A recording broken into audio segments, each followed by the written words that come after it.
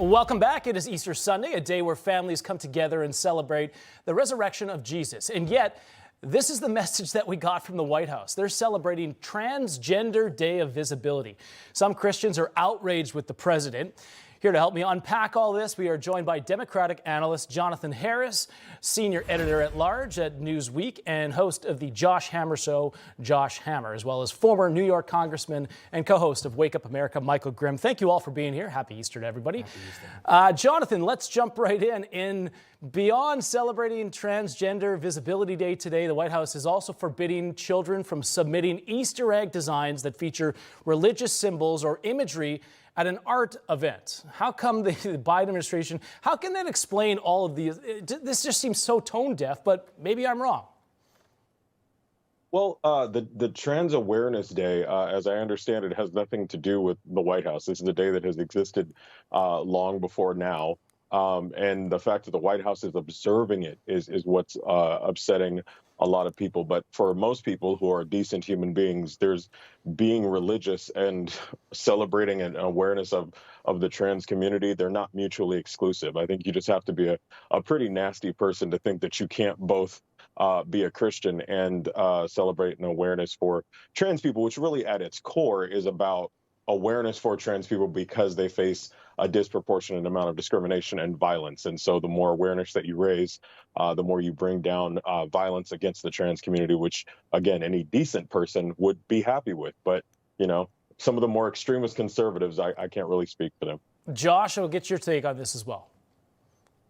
Yeah, John, if I understand the situation correctly, what happened was you had a random transgender individual back in Michigan about 15 years ago who just declared, you know, as lawyers would say, sua sponte, on his own initiative, just declared that March 31st would be Transgender Visibility Day. But here's the problem. The problem is that many of us didn't know that this was a thing. I mean, we endured 8 years of a far-left Democratic presidency and the Barack Obama presidency. I certainly don't recall this being a thing.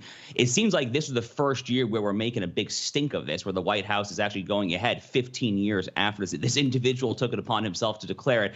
And now it's a thing when it happens to coincide with Easter Sunday, with this holy day for our Christian brothers and sisters across America.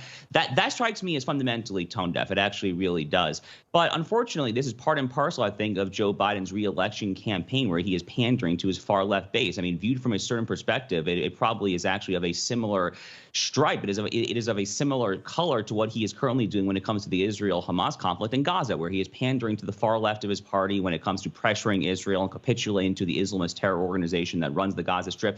It's actually very similar to that, where he is taking a somewhat ridiculous stance and it is rhetorically capitulating to the far left of his party. I guess the idea here is that the 2024 presidential election is not going to be about the middle of the country. It's not going to be about swing voters. Rather, it's going to be about firing up the base, and he's trying to do exactly that. I think ultimately a stunt like this, though, is going to backfire. America is still a majority Christian country, and I think a lot of people are rightfully upset about this. Yeah, it seems like they prioritize it over Easter Sunday. But I want to move on to this, though. The National Archives has released over 6,000 pages of documents, including 211 emails to the White House Oversight Committee. Now, this is all connected in the effort to impeach President Biden. And could something in these documents, Michael, trigger the new push for impeaching the president and possibly even charges? Well, actually, I don't think it's going to really matter for impeachment. Look, we all know the Senate's never going to investigate Joe Biden and then actually find him guilty. So I think that's really a red herring. But what could happen here is if Joe Biden is not reelected, these could be criminal referrals to justice. And that's what I think they need to worry about. The Democrats that are supporting Joe Biden would be more concerned that he could be prosecuted in the future when he's no longer president, rather than the impeachment, which again, the House can give them impeachment articles, but the Senate's not going to impeach him anyway. So it really just becomes more awareness of the case, and if they even did a trial, but most likely Chuck Schumer won't allow a trial. He'll do a motion to dismiss, and it goes nowhere. Yeah, absolutely. Jonathan, I want to get your take on this. Should Democrats be concerned that some of these pseudonym emails might implicate the president? No, I mean, this whole impeachment thing has always been a joke. It was nonsense. It wasn't going to go anywhere in the Senate because the Senate isn't a circus just yet because Republicans don't control it. But it wasn't. The surprising thing is that it's not really going to go anywhere in the House because even the Republicans themselves don't back it. It's an absolute waste of time. It's a silly tit for tat by some of the more extremists in the Republican Party that are upset that Donald Trump was impeached twice, and it was something that they wanted to do from day one. But it's a joke. I mean, they're losing members partially over this because the impeachment is just an absolute sham. It's nonsense. It's to distract from the fact that conservatives have gotten nothing done, and they wasted the American people's time and money on this just to get back at the Democrats for impeaching Trump twice, except Trump deserved it. Well, wait to see what those emails and what those documents show. But let's move on to this.